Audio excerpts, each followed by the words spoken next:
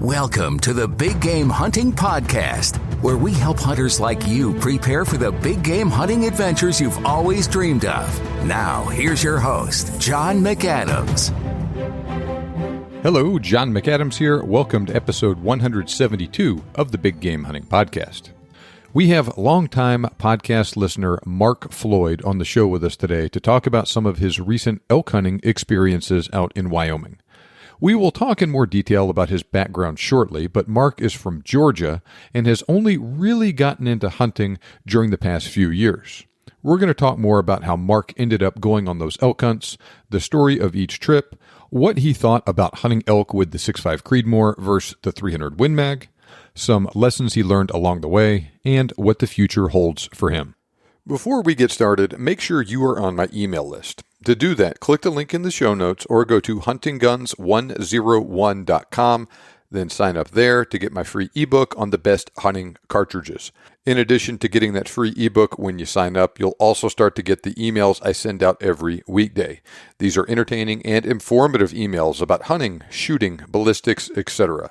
If you like the podcast, you're going to love these emails. I get feedback all the time from people telling me how much they enjoy receiving those messages and how much they look forward to hearing from me every day. So make sure you are getting them too by going to huntingguns101.com. Okay, let's talk to Mark about his elk hunts in Wyoming. Okay, Will, Mark, it is wonderful having you on the show today. Pleasure to be here. You know, so you're another one of those guys, longtime listener, first-time caller into the show. Before we dive into the topic at hand today, I'll ask you the standard question. How did you discover the Big Game Hunting Podcast? Well, really, John, it all started back when I was getting ready for my first elk hunt. I was trying to figure out which rifle I wanted to buy. I felt like I needed a new rifle for whatever reason. And a buddy of mine sent me a blog post you had made about 6.5 Creedmoor bullets for elk. And I was like, okay. So I looked at that. And that would have been in May of 2019. So that was right around when your podcast started. I think you had 2 or 3 episodes already on there. I listened to those and got into the first caliber comparison. And I was like, okay, I'm kind of a nerd. This is kind of right up my alley. And, man, I've been hooked ever since. Well, good deal. That article I wrote, I want to say I wrote that article in 2018. I was doing a bunch of SEO research and trying to find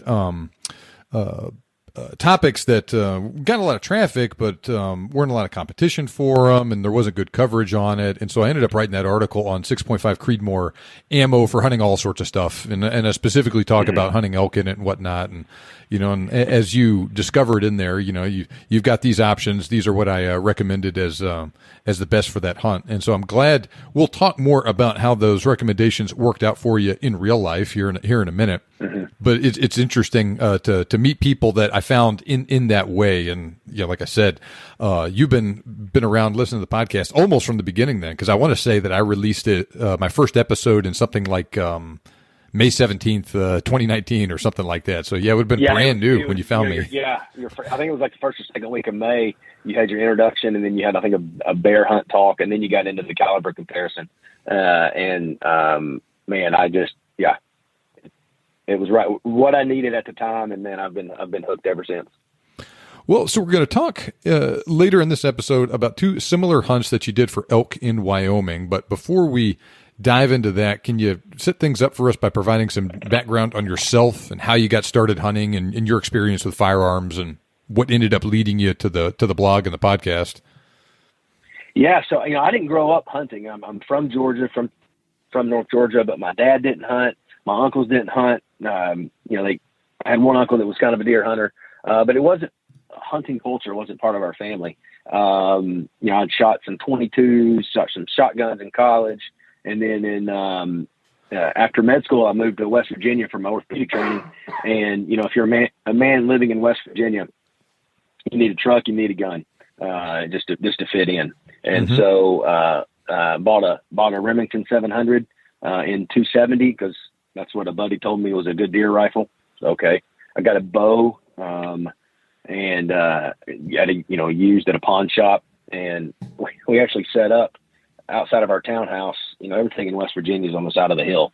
And so our townhouse is on the side of the hill, and you could walk down about 400 yards we put a deer stand, put a deer feeder, and man, I just really fell in love with the physics and the engineering of hunting, of, getting the stand up, getting the wind right. I didn't do any calling or anything, but just watching the deer work in. And so I harvested my first doe with a bow. And that poor little thing was about the size of a Labrador. I think it might've just dropped its last spot right before I shot it. It was so small. I carried it out on my shoulder. Like, I didn't even have to gut it or quarter it. I carried it up to the house, and my wife looked at me like, you're not bringing that into the garage. And so there were some construction guys there, and they helped me. I was so unprepared. I'd had some of my older residents with me the whole time I'd been hunting, and I expected to have them there, and for whatever reason, they weren't there that day, and I had no idea what to do with that deer now that I had her down. And so they helped me, process it there on site, and they took it and cut it up for me and brought me back some of the meat, and I'm pretty sure I got like 12 pounds of meat out of it. It was so small. I'd gone duck hunting some with my father-in-law, my brother-in-law out in Arkansas, but that was really the extent of my hunting experience. So novice would be an understatement when it comes to hunting. When I got, kind of full-fledged into elk hunting. Okay, good deal. And so you mentioned you had that rifle in 270, and so I guess somewhere along the line you ended up buying a 6.5 Creedmoor then, right? I did. When I had shot the 270. And I'm not a small statured guy. I'm 6 feet, about 200 pounds, and I didn't like the recoil. It wasn't fun to shoot. It turns out it probably wasn't fitted for me. I didn't have the cheek riser wasn't high enough, et cetera, et cetera. But for whatever reason, I just didn't like it, and I thought I wanted something else. Especially once I finally booked my hunt, I decided, you know what, I'm going to treat myself. I'm going to get something nice to go out west. All right, what'd you end up getting? So I got a Ruger American Predator in 6.5 Creedmoor. They had it at our local gun store. I think it was probably on sale, knowing how cheap I am. And I ended up putting a Vortex Diamondback Tactical. I think it's a 6-24 by 50 was the scope that I put on there. Now, how did you have any hunting experience with that particular rifle before the elk hunt, or was that the first hunt you took that new 6.5 Creedmoor on? That was the first hunt that I'd been on it. First animal I shot with it was the elk, but I worked it out on our local range here out to 300 yards, and I felt very comfortable with it by the time it was time to pull the trigger. Now, when you found my article initially, it probably recommended that Hornady Precision Hunter 143 grain ELDX load as the best thing available as a factory load for elk. Is that what you ended up using on that hunt? Yeah, that's what I ended up using. I bought a couple of boxes of it, and it shot well. It held good groups. I don't consider myself a great marksman, but I was holding 2-inch groups at 200 yards. Little more than 3 inches at 300 yards. So I certainly think it was a better rifle than I was a rifleman. But once I felt that was a good bullet for that particular rifle, I ended up buying a case or so of ammo for it, so I could shoot all summer without worrying about running out. Now, for the listener to this podcast, my recommendations on bullet and ammo for elk in particular with the 6.5 Creedmoor have been updated since Mark initially read that article, but that was because new stuff has come out since then. There's some stuff from Nosler in particular with 140 grain partition that I think is better. But you were using the best thing that I think was available as a factory load at the time. So. And you got a good rifle, you're real comfortable with it, shooting really well with it out to 300 yards, all that stuff. So everything's going great. Let's hit pause on that for a second. Tell us how things got started with you ended up going on this hunt in Wyoming, you being from Georgia and all that stuff. Yeah, so I told you I had mentors in hunting when I was in West Virginia. So one of my chief residents had actually moved to South Georgia, who's also a Georgia native. And his family had a cabin out in out in Wyoming, just south of Jackson Hole.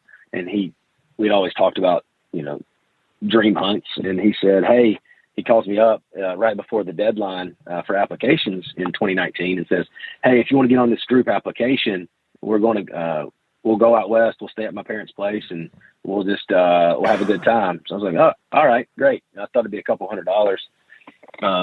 But it wasn't. We did the special draw. And so, $1,200 later, I was apply. Yeah. So I told you I'm cheap. Like, that was painful. And I had about 3 hours to decide before the deadline. So that's probably the whole reason I did, because I gave in. It was an impulse buy.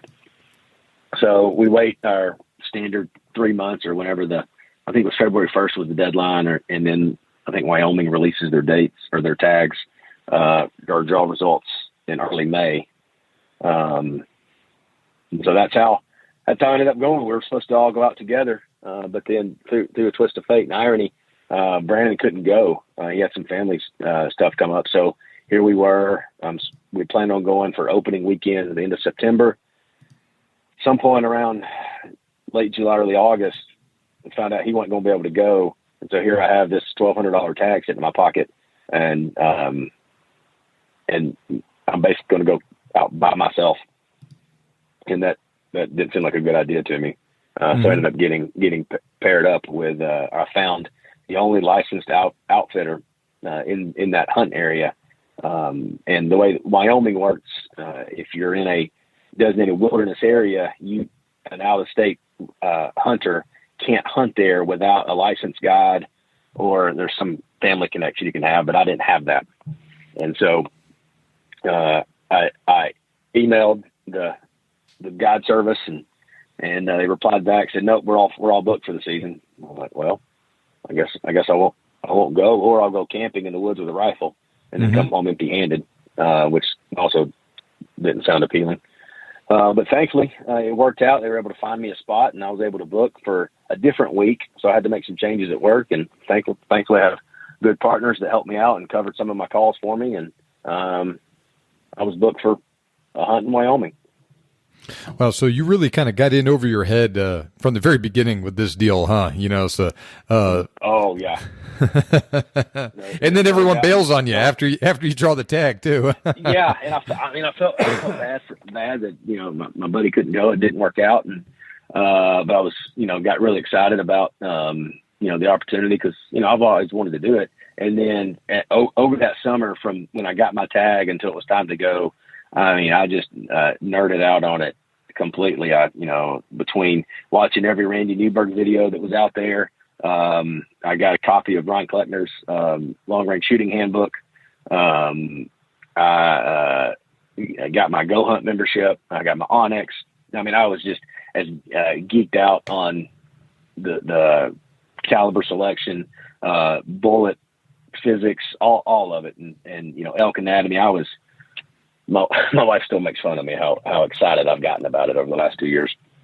And so you go out there. This was a late season rifle elk tag that you drew, right? So like October.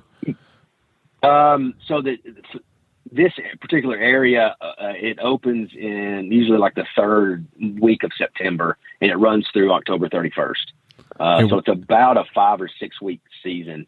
And typically it's one of the reason that we'd picked this particular area was because it had a rifle season while they'd still be, in the rut. And so they'd still be, bugling and yelling at each other. So we wanted to experience that, because I think their archery season opens maybe about 4 weeks before that. Don't quote me on that, but, so yeah, it's, I don't know if late season, early season, there's some people that I think they hunt up until November in some states. But it's definitely winter has arrived by the time you get there in October, for sure. Well, so when did you hunt, and tell us a story of that first hunt? First hunt. So it was, first full week of October. I think I flew out there around October 7th or something like that. Flew from Atlanta direct to Salt Lake. I rented a truck because they warn you that you've got quite a bit of driving on basically wilderness roads through Wyoming. So you need a 4-wheel drive because the weather can turn pretty bad. And they were pretty right.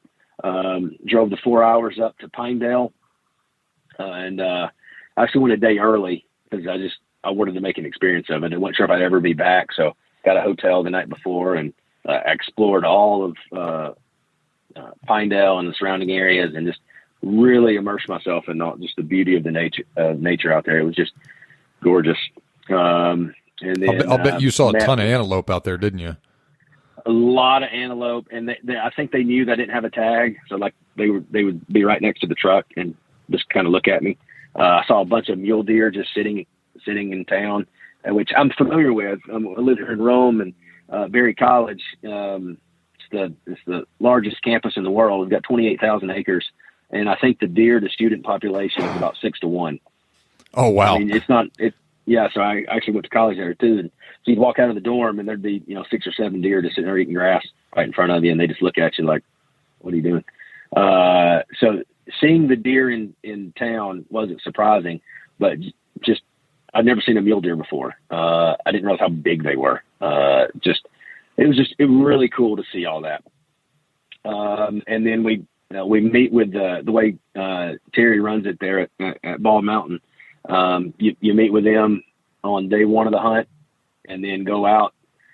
Everybody loads up the camp jacks and staff. They take your bags and put them on a trailer, and they head up to the top of the mountain because you meet at base camp, and then you have to ride about 8 or 10 miles up to the mountain camp where they have 2-man canvas tents. They got a pack of mules, horses, and it is a wilderness hunt. And so for the next 6 days, you're on horseback every day, getting up at 4:30 in the morning or whatever, and riding out and hunting hard in the wilderness there in the Wind River Range. So that's what I was expecting. Well, when I get there, they say, "Well, we've got a little situation. We have a lower camp with cabins, but it's a little longer of a ride every morning to get up to where the elk are." And the hunter that was assigned to that, he's very adamant that's not what he signed up for. Would you mind going? And I was just happy to be there. I was happy they worked me in. I certainly wasn't going to create a stink. And they said, you're the guide you'll be with, Jordan. I think you'll like his hunting style. I was like, okay. I mean, if you tell me there's elk, I'll go wherever you want me to go.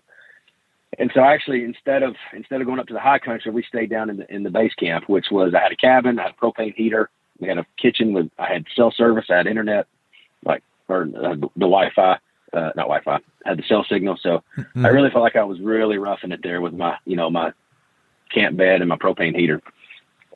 And so every morning we'd get up and we'd ride. And this is the hard part. We'd ride 2 or 3 hours, most of it in the dark, to get to where we were going to hunt. Day one, we didn't see anything. We saw moose. I got to watch it. I'd never seen a moose in person before. A big bull moose just milling around without a care in the world. We didn't see any elk. Day two, we ride up to a different area. And it was a rough day. I mean, the trail was really rugged. That my horse actually fell and almost rolled over top of me. So I felt very blessed that had not got crushed by a horse that day. We saw one bull and a few cows, but they were running too fast to get dismounted and get a shot off. And then my partner that I was with, because the way they hunt, there's one guide for 2 hunters. And my partner had kind of a rough day. He was an older gentleman. And wasn't quite in the physical shape he needed to be. And he got tossed from his horse a couple times. And so the next morning he decided it'd be best if he just rested for a day. And so Jordan and I took off, and we slept in a little bit because a snowstorm had come in. We woke up, it was about 4 degrees. And we took off up the trail and saw some mule deer, saw a cow, elk and cow moose and her calf, and just beautiful scenery, but no elk. And after about 3 or 4 hours in the 10-degree weather, I was starting to get pretty cold.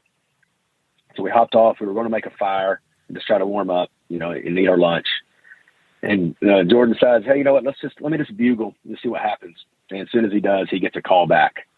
Something responds to him. And then all of a sudden I wasn't cold anymore. And I was like, okay, let's go. We spotted in glass for a few minutes, and he found a bull and some cows on a far ridge.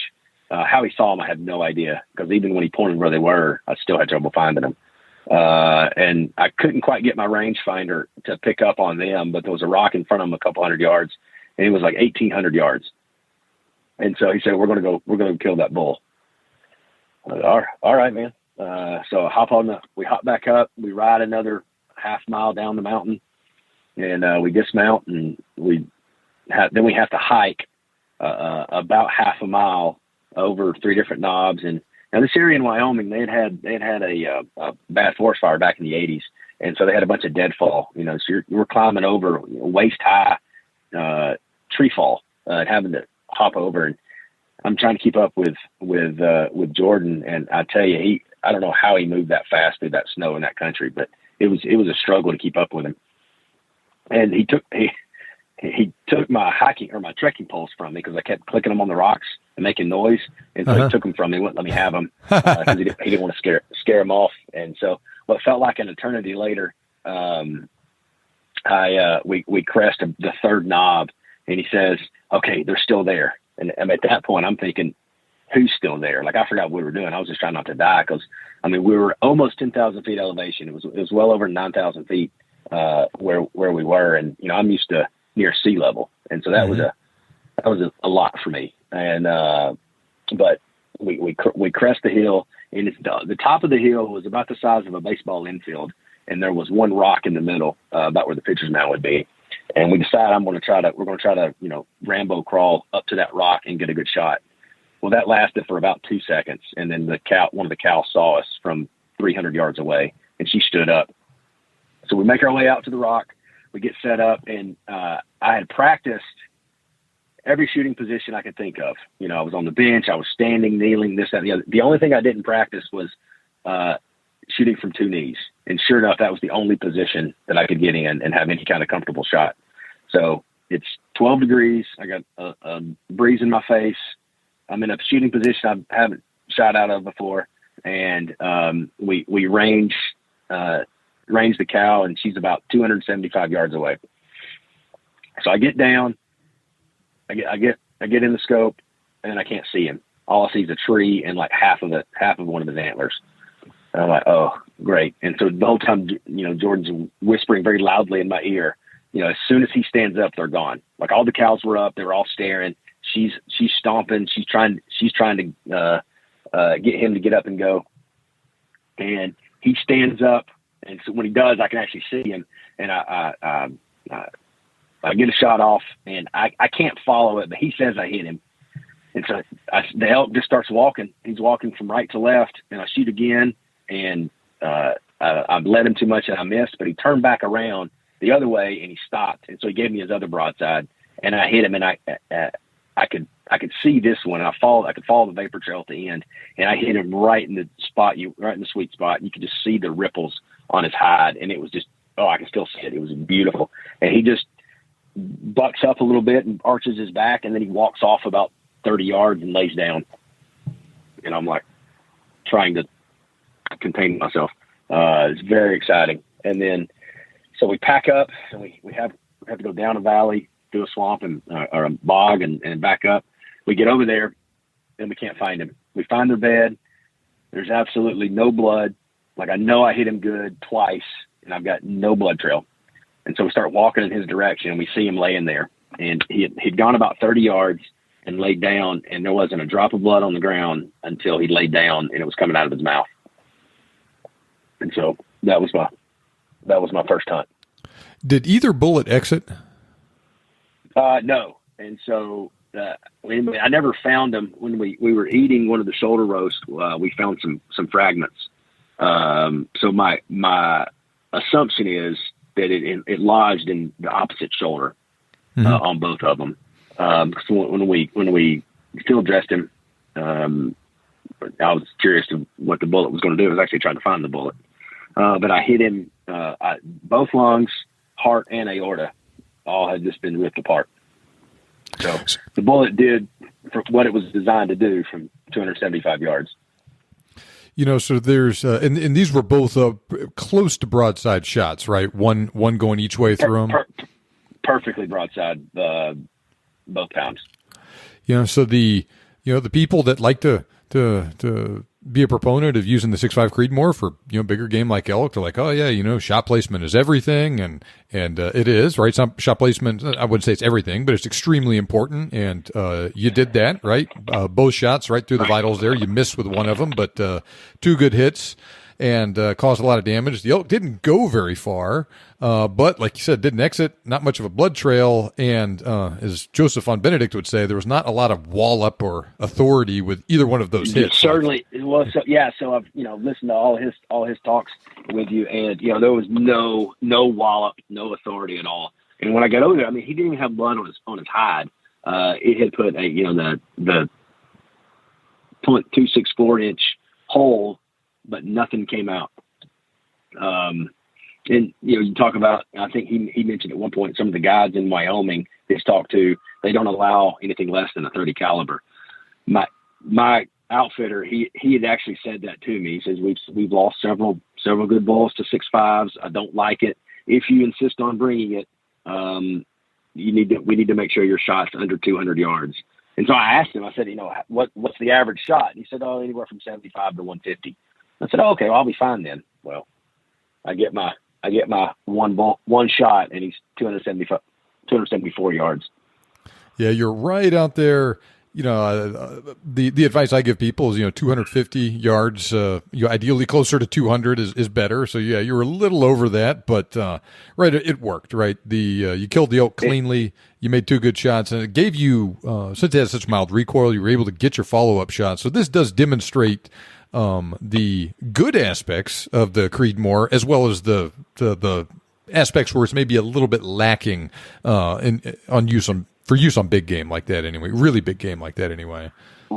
Right. And so the light recoil, honestly, the short action makes a difference. And we'll talk about the 300 Win Mag, long action here in a minute, but it's a noticeably different feeling when I'm chambering the next round with my 6.5 versus a long action, either my 270 or the 300 Win Mag that I used. All right. Well, so you ended up having a great hunt. That was a great looking bull that you shot. Cool picture of it there in the snow and all of that stuff. So you decide that you want to go back a couple years later then, right? Why don't you tell us about that one? Right. So this year, we took last year off. My wife and I have negotiated that I won't go out west every year. But so I decided I wanted to go back, and so I booked 2 spots with the same outfitter. I mean, I had a great time. So you know what, I'd like to do this again. And I'm kind of a habitual guy. I think Phil Macero's talked about how he wants new experiences. Well, I'm kind of the other way. Once I find something I like, I stick with it.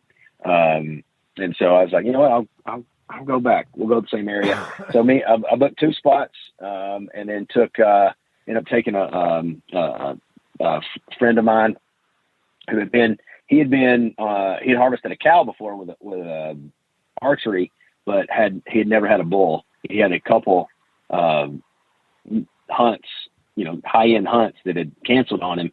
And so I was like, you know what, we talked about it. Let's go together. And so Ryan and I went, we booked for this October. And the only thing that they had open was the last week of the season. So we went, I have the dates in front of me. It's like October 24th through November 1st or something like that. So same outfitter, same plan, flew to Salt Lake, got a Suburban, drove up, to Pinedale. And then, so we get there again. And with this particular outfitter in this area, by mid-October, the snow is so heavy in the high country, they have a lower camp that it's still higher than what I was last time, but it's still that canvas tent, and you're still hunting out a bit. Well, we get there, and similar scenario, due to the logistics, and the week before on a moose hunt, they found a nice herd opposite side of the mountain. They couldn't hunt from the upper camp. And so Ryan and I got assigned to the low camp again. So again, cabin, propane, cell signal electricity. So that was nice. And so, we get out, we go up on day one, we go back and, basically right to the same area, just one hill over, from where I shot mine 2 years ago. We go, and that's where the herd was. They thought the herd was going to be. And so we're about an hour into shooting light that first morning, and we get to where Dylan wants to hunt, and we hop off, start getting our stuff together, and then all of a sudden you can hear them. It's late season. We didn't think they'd be bugling, but they were yelling and screaming at each other. We couldn't see them, we could hear them, and so we have to hike up about probably about 60 yards up the hill. And as soon as we can see over, there's about 70 elk down in the valley. And I'd never seen so many elk in person. They're just milling around, and we hear the herd bull. He's talking to somebody. So Dylan, our guide this year, he bugles at him, gets his bugle tube out, and we get Ryan set up because we decided he'd be hunter one this year. We get set up, and all of a sudden here comes Big Boy just screaming at us. He comes over the hill, and we range him. He's about 275 yards. Ryan's shooting a custom 300 Win Mag. I have him on video, standing from behind, and I try to zoom in to see the elk and miss him. And it's off. It's out of the frame. I'm still mad about that, but Ryan puts a perfect shot on him and he just falls right out of the scope. Ended up being a high lung and a spine shot. And, so that was day one. We're an hour into our hunt, and we've already got a nice 6x5 on the ground. And so we process him there, we quarter him up. And then we hop back on the horses, and we go and we try to find me one. We don't get in any more that day. We heard a few calls, but we really couldn't get to them. And so we go back out on day two. Unfortunately, Ryan's horse misstepped and threw Ryan's back out. So Ryan took day two off to recuperate his back. So we go up and don't see any elk. We take the mules up. We get Ryan's elk, bring him down. We glass, and we find a really nice bull that we want to hunt the next day. Down in the valley, we're up on a knob looking around, and he's about 1,100 yards away from us. But we decide that's going to be our plan for the next day. So we get up the next morning, day 3 of our hunt, same day as I shot last time. We get up and we ride, and the weather, thankfully, is much warmer. I think it was probably about 35 degrees. And so it was very comfortable, ride out, beautiful country. We dismount. We start calling, we look, and we see him. We see the Big Boy, and Ryan ranges him at about 400 yards. And there's a big rock out in front of me about 40, 60 yards away. And I asked Dylan, I was like, hey, do you think I can make it to that rock without being seen? He goes, we can't go any further. And I thought he meant without being seen. And he kept saying it over and over. I asked him 3 or 4 times, and it turns out some other hunters from our group were hunting that valley as well, and they had organized that I was going to hunt the east side of the creek that runs through the middle, and they were going to hunt the west side. Well, of course, that beautiful elk is standing on their side of the creek, and he didn't want to steal their elk from them. So I thought that was fair enough. And so we hop back up on the horses, and we go through. Now this terrain out there, it's granite, limestone. I'm not a geologist, but it's rock everywhere. But in the middle, it's basically muddy bogs. It's perfect moose country from what I've understood moose country to be. And so we're on horseback trying to get through all that when we hear they shoot. The other group shoots, and he says, okay, we got to hurry. We got to get in position because the herd's going to come down off and come right through this valley. So we're sprinting. We park our horses. I'm stripping all my gear off because I don't want to. I'm already sweating, so I try to take all my puffy stuff off. And we get up to a spot, and we can still see my 6x6 that's sitting over there that I want, but he's now moved up and he's about 600 yards away. And then there's a very nice. I couldn't really count how many points he was, but a very nice bull goes probably 50 yards from where we'd originally set up. So if we just sat there, I could have thrown a rock at the thing. But missed that opportunity. And so we're sitting there, and then Ryan notices a bull moving down the hill, and something had spooked him. He was coming 100 miles an hour running down that hill. And so I set up. Again, about the only position I hadn't practiced was prone this year, and I never actually shot prone before. And sure enough, the rock that I'm setting up on with my Spartan bipod is I'm about a 45-degree incline, almost prone, sitting there, and all of my shooting angles where I think he's going to come, I've got about a 200-yard shot. And so he pulls up right in the shooting lane, and Dylan stops him with a bugle, and he's quartering very steeply toward me. I can almost hear JVB talking in his voice, in his accent. He's quartering steeply toward me, and I felt confident in the shot. All the research that I'd done, I think I skipped the fact that for this trip, I brought a 300 Win Mag. So tell us. I felt very confident. We'll talk more about the rifle in more detail, because that's an interesting story after you finish telling the story about this elk. Okay, yeah, and so he's standing there, he's quartering steeply to me, but I mean he's moving so quickly, I don't think I can wait for him to turn broadside, and so I pulled the trigger, and I can't follow him. I can't. There's too much recoil. I couldn't follow the bullet, and so I missed the impact, and I actually thought I missed him because I thought next time I saw him, he was running, and he ran for about 30 yards downhill, and then you could see him tumble, and he never got up again. Turns out I hit him slipped it in right behind the shoulder, and then it goes through, gets both lungs, and exits just in front of the diaphragm, so it stayed in the chest cavity until it exited. So very, very effective. Equally as dead as my first elk. So that was the second hunt.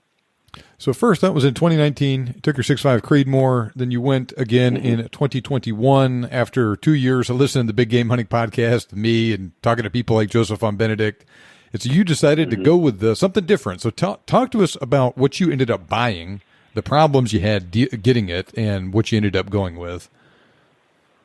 So it's a very convoluted story. But right around the time I decided to buy my 6.5, one of the guys in the gun store talked about how much he liked the 300 WSM, and I'd never heard of it before. And he said, I like it. It's all the power of the 300 Win Mag. It doesn't recoil as much. Yada yada yada. And so I put that in the memory bank, and then listening to Von Benedict, doing more reading, and I realized, I had that first elk gave me the perfect scenario for the 6.5 Creedmoor. I mean, 2 broadside shots with him standing still. And I got to thinking, similar to Von Benedict's story of the angry reader that had the 308, that if I went out 10 times, when I shot 10 times, would I get that same result 10 times? And I was afraid that I wouldn't. So I convinced myself that I wanted a 30 caliber. I wanted something, bigger. I didn't want to go crazy and, get a 375 H&H or something like that. But I wanted the 30 caliber. But I still consider myself a little recoil sensitive. And I again shot the 270. I didn't like the long action. And so there was the comparison podcast talking about the line of WSMs, and it all kind of clicked. And I decided I wanted to get a 300 WSM. Well, then when you had the gun companies come on, and you had Browning talking about the X-Bolt Pro, I really got to where I wanted. I decided I wanted the X-Bolt Pro with a burnt copper, burnt bronze. I just thought it was a beautiful rifle. I had a Leupold scope to match in 300 WSM. That was so I ordered that at Christmas last year. I still don't have it, thanks to supply chain issues, et cetera, et cetera. And so I'm waiting. And when I order from my gun store, normally it takes them about a week to get it. Well, it didn't come in, and obviously it's still not here. And so over the summer, we was like, okay, we probably need a backup plan. So I'm either going to take my 6.5 again and risk that. But my PA had, as a Christmas present, I got him a 300 Win Mag in the Savage High Country.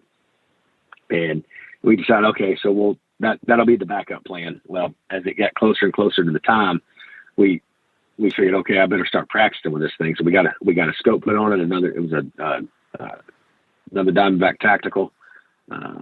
And then we started trying to find ammo for it. And, you and I have talked, I get your ammo updates, and we were buying every 300 Win Mag box that we could find just to find something that would shoot through it and something that we would be happy with.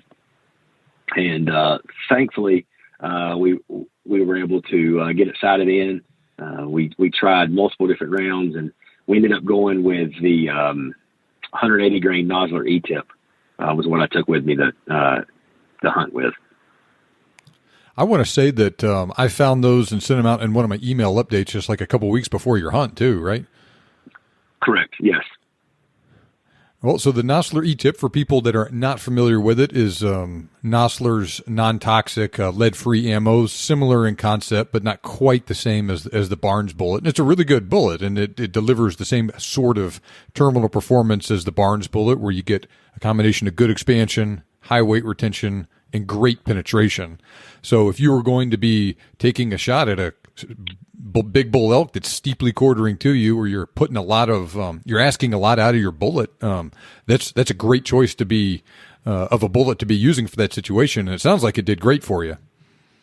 Oh man, it's just definitely lethal. And you say, if you're a 6.5 junkie, you'd say, well, they were both dead at the end of it. But I'm just telling you, I would not have taken that shot with my 6.5. I was afraid I was going to encounter some of that dense shoulder, either going through the dense muscle or hitting the bone. And I just wouldn't have thought that the 6.5 would have held up and penetrated deeply enough. But this E-tip, it penetrated the full length at an angle. So it had at least 3 feet of penetration. The entry hole on the hide, that's 30 caliber hole. It gets a little bit bigger as it goes into that, whatever that first layer of meat is, brisket or whatever that's called. And by the time it got to the rib, it left a palm-sized hole in the ribs on the entry side, and just filled that or collapsed that lung, filled it with blood, and then it actually still had enough energy to exit on the other side with what was actually a little bit smaller of a hole than the entry hole, which was interesting. Very interesting. I kind of wonder if maybe, some of the petals got ripped off of it or something like that, but it did exit. I would have to imagine. Yeah. Yeah. And I'll bet what ended up happening too was when you hit those ribs and you let that massive hole there, it blasted pieces of bone fragments all into that elk's heart and lungs and whatnot, and just made a mess of his thoracic cavity. Yeah, he was dead and just didn't know it. And actually, Ryan did it. Ryan's a better for cameraman than I am, so he actually has it on video. My shot on video, and it's unfortunately the elk's right on the other side of the muzzle blast, and so it kind of obscures it because that High Country has a very nice muzzle brake on it, which will flatten your ears, but it really helps with the recoil, I feel like, and you can see the elk even through the muzzle blast. You can see him rear up, and he's definitely hit with authority, and he knew he was hit.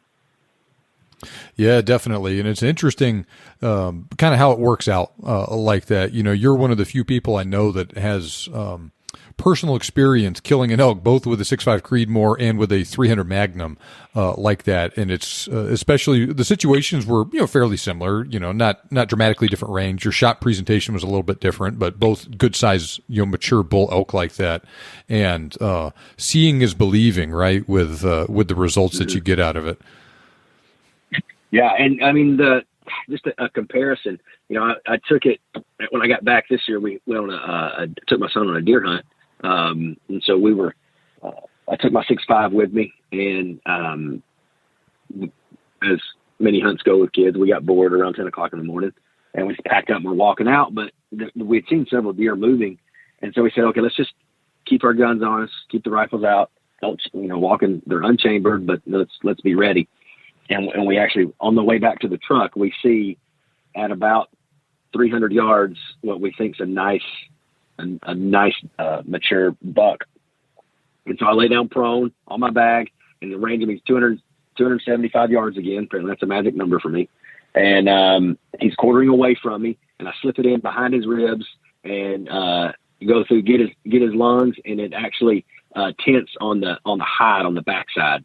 So only, less than 2 feet, maybe 18 inches of penetration, and still did not exit on a North Georgia whitetail. So not even a monster whitetail. So there's just a order of magnitude difference in the authority from the 300 Win Mag to the 6.5 Creedmoor. Now, every animal I've ever shot with it has died. So, and you shot that deer also with one of those 143 grain ELDX bullets? Correct. Yeah. Not at all trying to trash the 6.5 Creedmoor here. It's a good cartridge. A lot of people like it for good reasons. I think it's an outstanding deer and antelope cartridge. But it's very easy, like you mentioned, to imagine how things might have gone a little bit differently with that first elk, where maybe for whatever reason you only got that first shot at it. Right? You hit it and maybe missed it twice, or you just weren't proficient enough with your rifle to get another solid hit on him. You might not ever seen that elk again. Right. And so if he'd have been running, if it was, the elk of a lifetime, and I'd have had to slip it between, the trunks of two Quakies, I might not have found him, even if I put a perfect shot on him, because literally there was no blood. And then if he runs off 200 yards, because he's got all that adrenaline pumping and that head of steam going, I never would have found him. And that would have been a terrible way to end the hunt, is, losing a beautiful bull. I mean, that is demoralizing to go out there on a hunt, and especially when your experience level at the time, never done this before, you've barely done any hunting at all, much less going on a guided elk hunt on horseback out in Wyoming. I mean, that's a tall order, and getting into a situation where you have to take a questionable shot on an elk or pass on it, or you end up wounding the elk. That's you have so much invested in this hunt that having the right equipment, that right setup there, that gives you the best odds of success with your rifle and your ammo and all of that stuff. I mean, that's the difference between two great stories where you had a great time and, oh man, it was so much fun, versus the sort of experiences that, make some people consider giving up hunting altogether. Right. And, it's fun. We talk about the 300 Win Mag has so much more authority, but that comes at a cost. I mean, it was definitely harder to shoot. It was harder to get in position. It was harder to carry and get it in and out of the scabbard. It's a bigger rifle. The rifle itself is, I think it's 8.1 pounds, plus a scope, plus the ammo. It's a significantly more stout rifle. Whereas the 6.5 that I have it's light. It's fun to shoot. You almost didn't have to shoulder it. It's certainly a lot more than a 300 Blackout, which my son shoots, but it's a more comfortable and much more sporting of a shot than the 300 Win Mag. Not having seen either one of your rifles in person, I would guess that 300 Win Mag probably weighs about 2 pounds more and is maybe 2 to 3 inches, maybe more longer than the 6.5 Creedmoor. And even with it being significantly heavier like that, it probably still kicks significantly more, noticeably more. Yeah, so I think that High Country, I think it's got a 24-inch barrel, whereas the Predator has a 22-inch barrel. I think the Predator is 6 pounds maybe, 6.1, 6.5, somewhere in there. And then, like I said, the High Country, the 300 Win Mag was 8.1 pounds. So, I mean, it doesn't sound like a lot, but, carry 1.5 pounds weight on your shoulder through that rugged country, it makes a difference.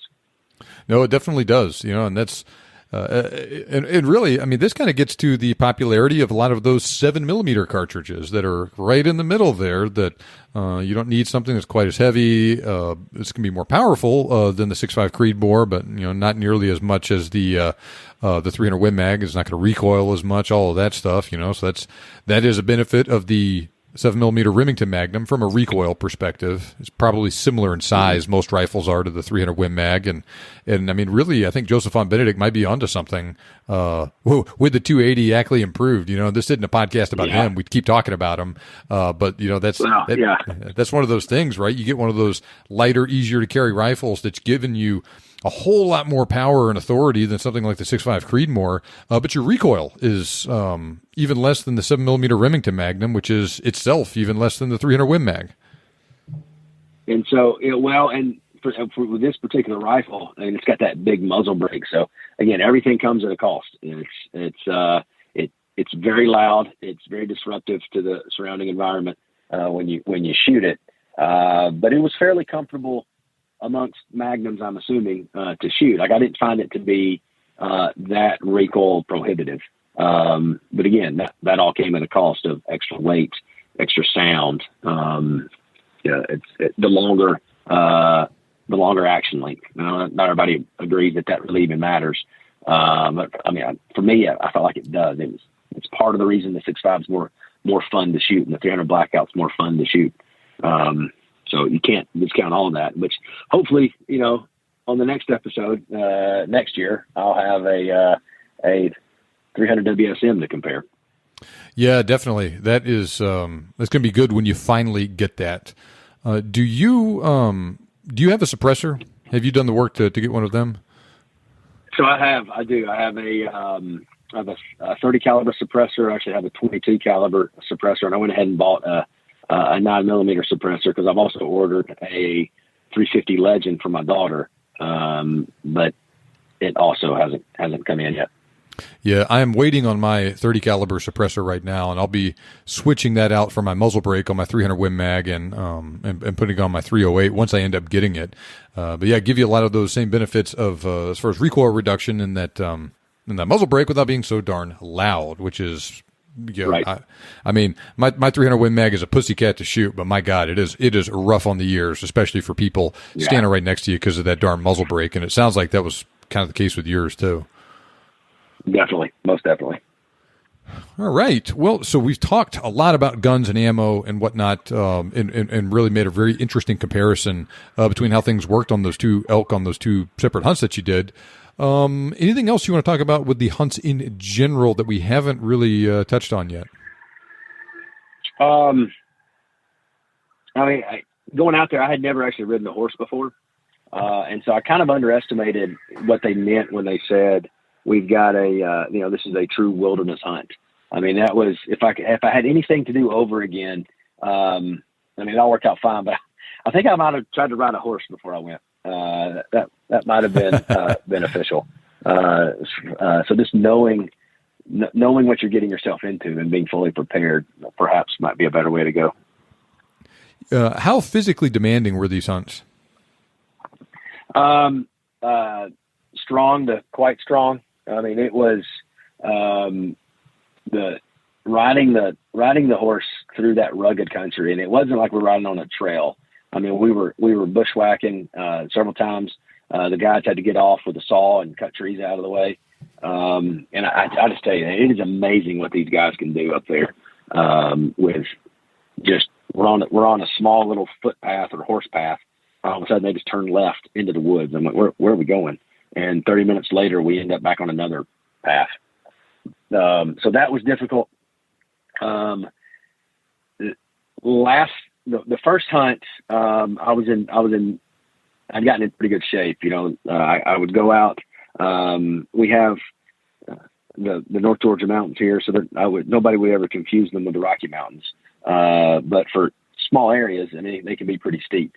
And so I put a five gallon bag of water in my backpack and would take my trekking poles and listen to the Big Game Hunting podcast, and I'd go up and over the hills and the mountains over here. And so I was in pretty good shape the first time.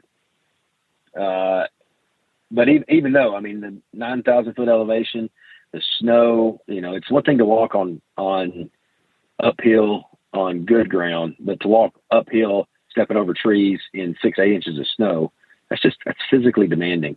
And so that was difficult. And my partner, from the first hunt, he couldn't do it. I mean, we basically had to put him on and off his horse, had to find a rock big enough for him just to step onto the horse and not up to the horse.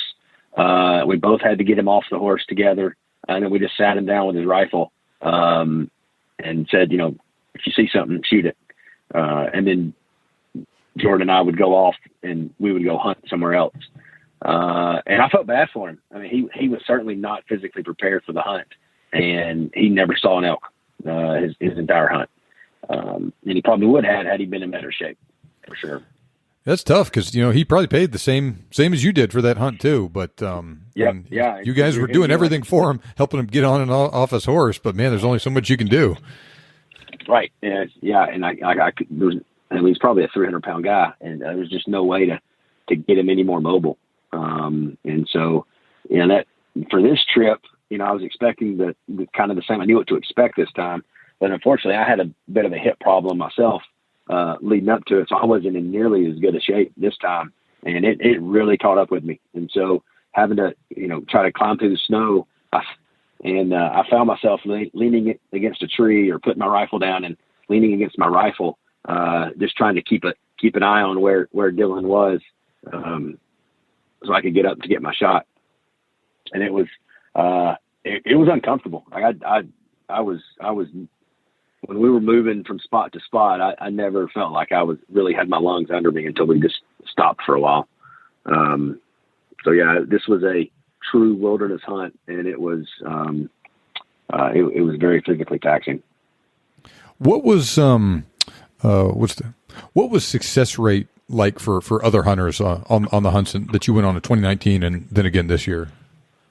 So in 19, I think there were 10 hunters, and I think there were 6 or 7 of us that harvested. There was my partner who didn't harvest. He only hunted half the time.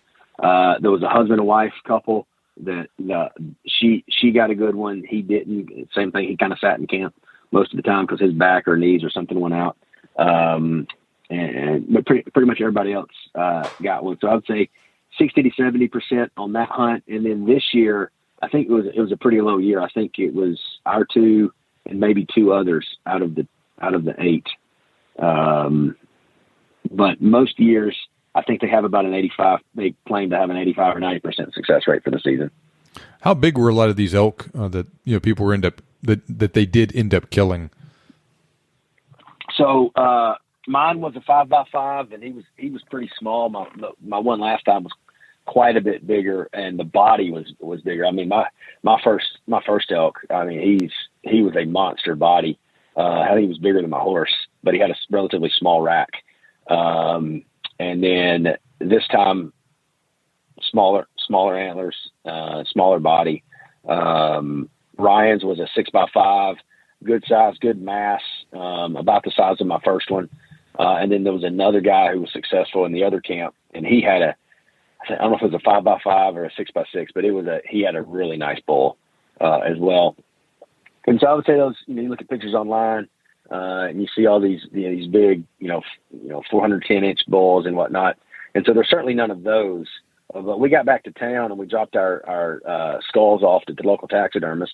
And I mean, she had a room of about 30 of just really nice 6x6s, just really good mass. Something that I would certainly be willing to hang on my wall anytime.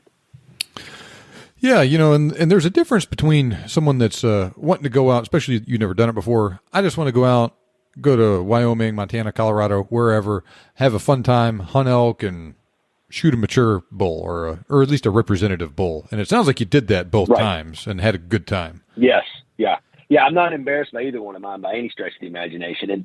And they say, and you talked about in your recent moose hunt podcast, never pass a bull on the first day that you would shoot on the last day. And that's something they say that this outfitter says. And, I would certainly shoot the bulls I shot on any day. And it's for me, it's more about the hunt than it is the trophy. And so I've annoyed my kids. They could tell you the story of my first hunt as good as I could, because every time we sit down and eat some of that elk, they get to hear the story again. And they roll their eyes and say, "Oh, Dad, we've heard the story." I was like, "Tough to get to hear it again." And actually, I had that one. I was just so excited about it. I actually had it, had a shoulder mount. And so it's sitting up in our foyer, looking down on us. And so I'm just really excited. Couldn't be happier with either experience. Well, very good. It sounds like it. What was the name of the outfitter you hunted with? Bald Mountain Outfitters. All right. And let's see here. Why don't we wrap up with a single parting piece of guidance that you'd give to someone that was interested in going elk hunting themselves, that's in the same situation that you were before your first hunt? Yeah, go. Just go. If you're waiting for for the logistics to work out and be perfect, I think that's probably going to be a struggle for you. Like Phil Massaro says, just throw the spreadsheet away. Make sure that, don't break the bank. Make sure you've got the finances. It's just certainly not a poor man's game. But just go. And, I'm living out east. It's hard for me to drive 25 hours plus stop time to go out west to go hunting. I'm not going to take a trailer with me. I have to fly where I'm going, which adds to logistics. I got to get the skull home. I got to get the meat home.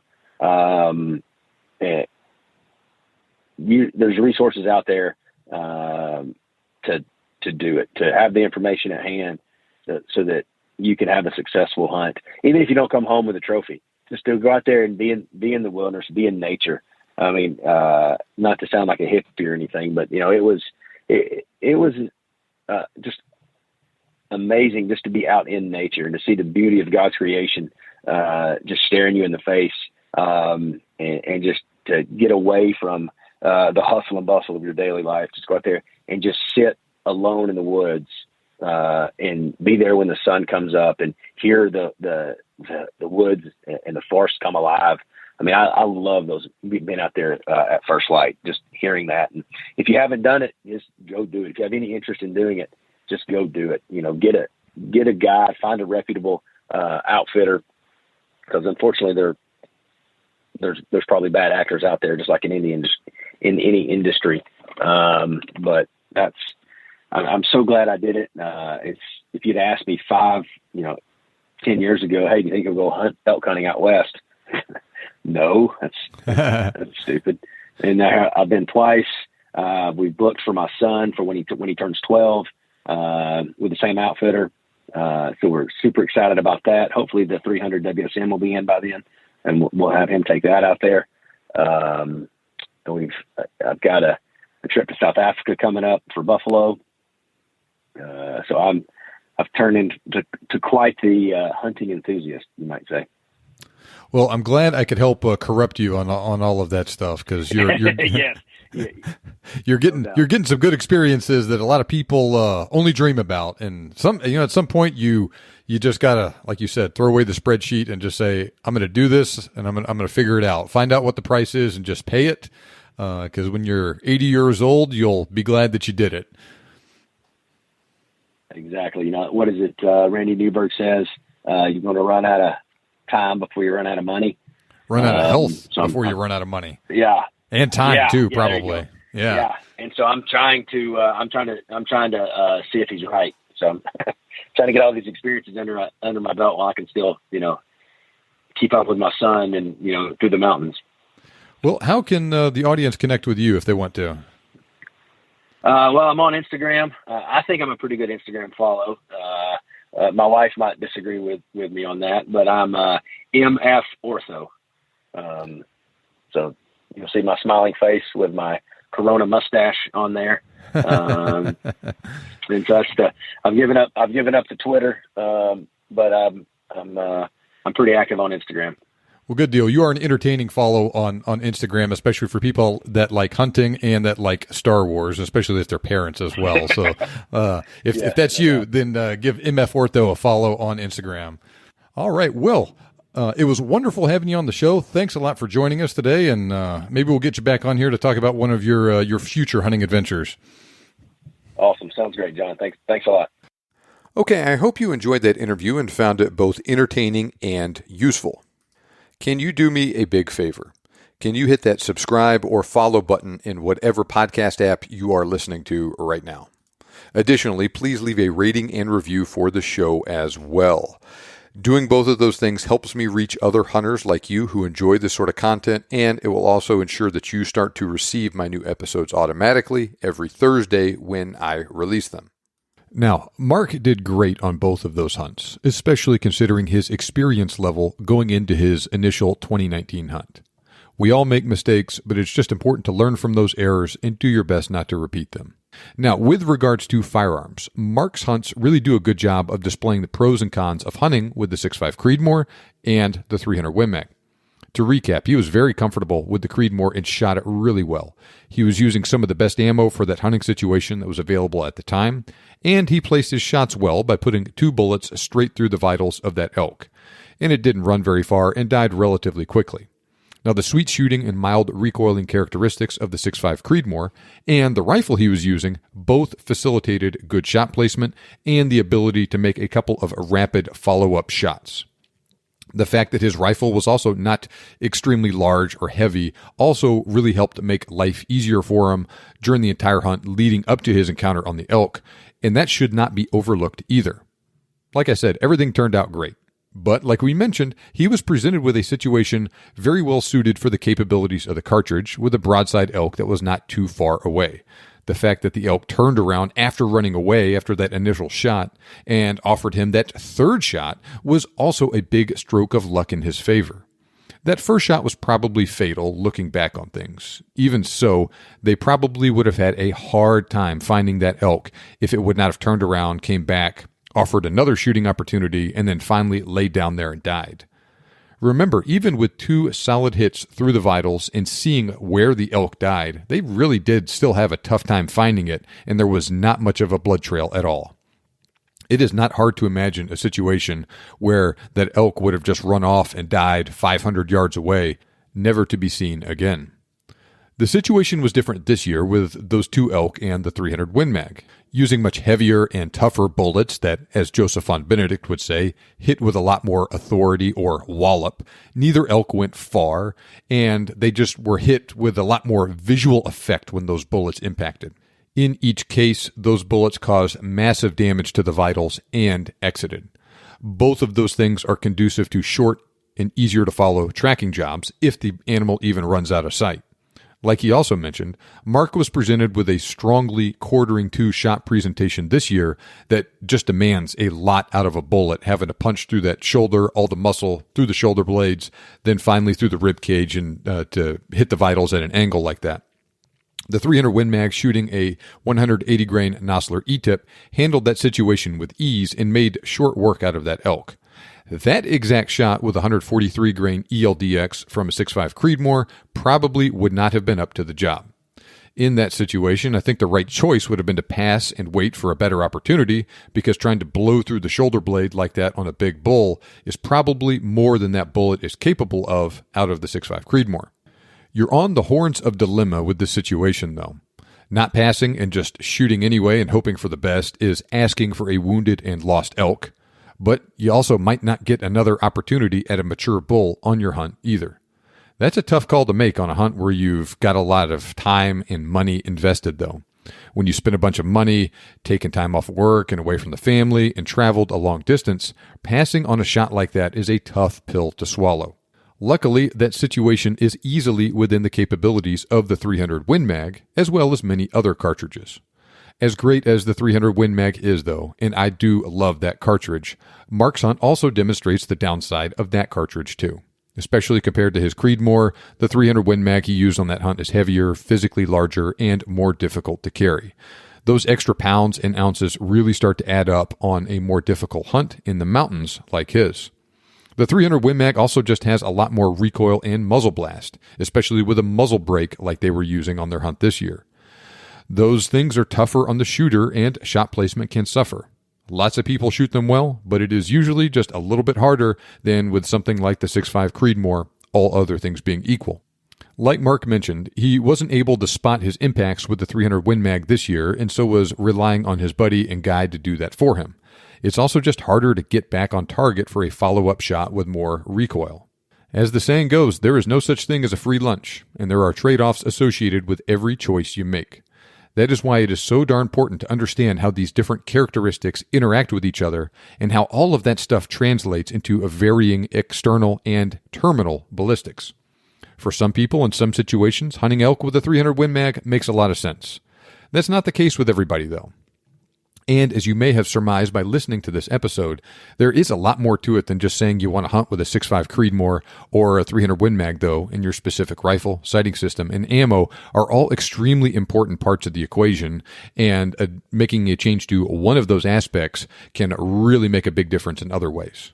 Because remember, you need something that's not too difficult to carry on a hunt and to maneuver for a shot, but you also don't want a rifle that's so light that it's hard to shoot accurately at extended range and or has excessive recoil for the cartridge that you're shooting.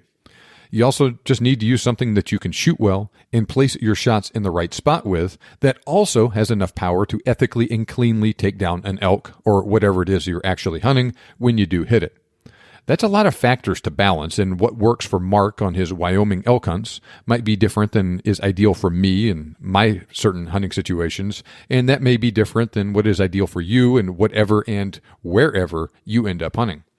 Well, Hunting Guns 101 is specifically designed to help you figure out that delicate balancing act so you can choose the appropriate rifle setup for the hunts you plan on doing. I guarantee that you will learn lots of useful information about practical ballistics and firearms in general in that training that will help you be more successful afield and fill more tags on your hunts. Click the link in the show notes or go to huntingguns101.com/form and fill out the order form to sign up and get instant access today. That's huntingguns101.com/form, F-O-R-M. Remember, you can make your dream hunt turn into a reality, and I can help. Thank you for listening, and I'll see you back here next time on the Big Game Hunting Podcast. This show may be over, but we have plenty more for you on our website. For more information on today's topic, as well as lots of other useful hunting resources, head over to the BigGameHuntingBlog.com. We look forward to having you back for the next episode. But until then, happy hunting.